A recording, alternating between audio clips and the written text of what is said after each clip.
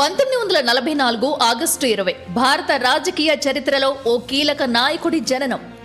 ఆయనే రాజీవ్ గాంధీ.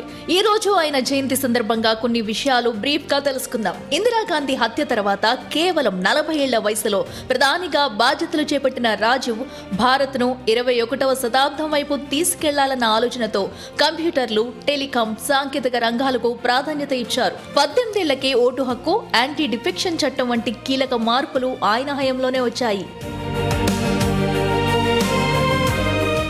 అదే సమయంలో పంజాబ్, అస్సాం, మిజోరం సమస్యలకు ఒప్పందాల ద్వారా పరిష్కారం చూపే ప్రయత్నం చేశారు.